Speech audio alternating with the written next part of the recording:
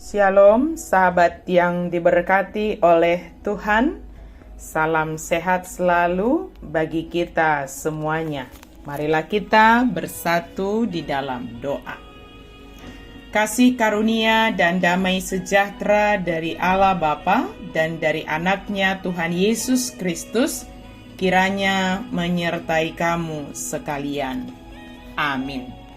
Firman Tuhan bagi kita pada hari ini tertulis dalam kitab Yosua 3 ayat 5. Berkatalah Yosua kepada bangsa itu, kuduskanlah dirimu sebab besok Tuhan akan melakukan perbuatan yang ajaib di antara kamu. Dungi didok si Yosua ma tubang soi, manguras mahamu. Ay marsogo mabahenon ni Jahuba aka halongangan di tonga muna. Menghampiri Allah dengan hati yang kudus. Sahabat yang diberkati oleh Tuhan, tabut perjanjian adalah harta pusaka paling suci yang dianggap oleh orang Israel. Tabut perjanjian adalah simbol kehadiran dan kuasa Allah. Tabut itu adalah kotak persegi panjang yang terbuat dari emas, yang di atas tutupnya terdapat dua kerubim yang saling berhadapan. Di dalam tabut tersimpan 2 loh batu, 10 perintah Allah yang diterima Musa dari Allah. 1 buli-buli manna, roti yang diberikan oleh Allah kepada mereka ketika di padang gurun, dan tongkat Harun, lambang otoritas imam besar. Menurut hukum Allah, hanya orang-orang Lewi yang diizinkan memikul tabut ini. Tabut ini dibuat pada waktu yang sama dengan pembuatan kemah suci dan ditempatkan di ruang yang paling suci dalam tempat ibadah. Sebelum masuk tanah perjanjian, orang Israel harus melakukan upacara penyucian. Upacara ini sering dilakukan sebelum mempersembahkan kurban atau seperti dalam hal ini sebelum menyaksikan suatu perbuatan dahsyat Allah.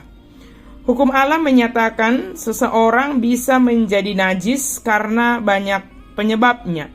Misalnya memakan makanan tertentu, melahirkan karena penyakit, menyentuh mayat, dan lain sebagainya. Allah memakai bermacam-macam tanda lahiriah dari kenajisan ini untuk mengilustrasikan kenajisan batin seseorang sebagai akibat dosa.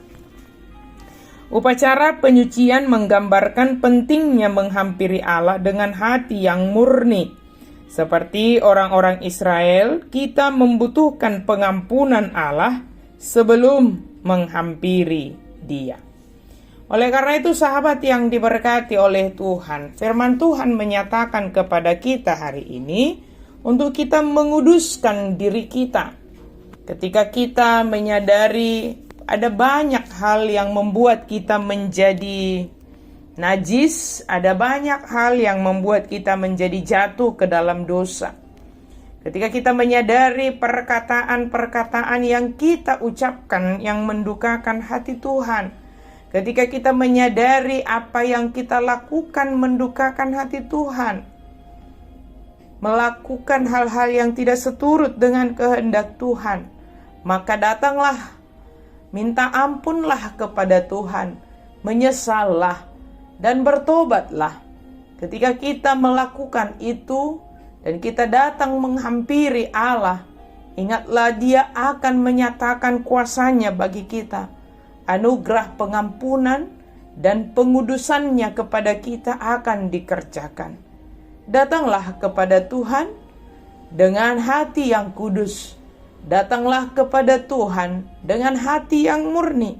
Datanglah kepada Tuhan dengan hati yang telah dibersihkan oleh kasih Tuhan.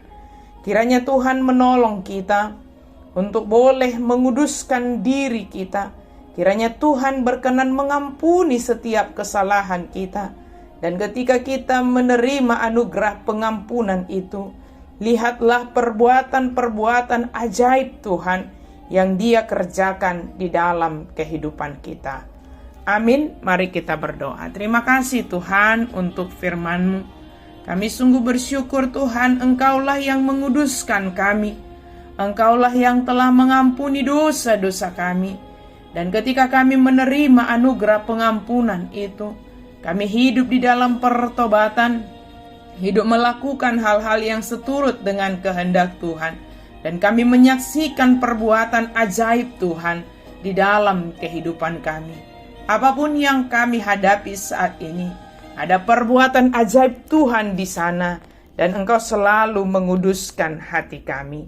Dalam nama Yesus kami berdoa dan mengucap syukur. Amin.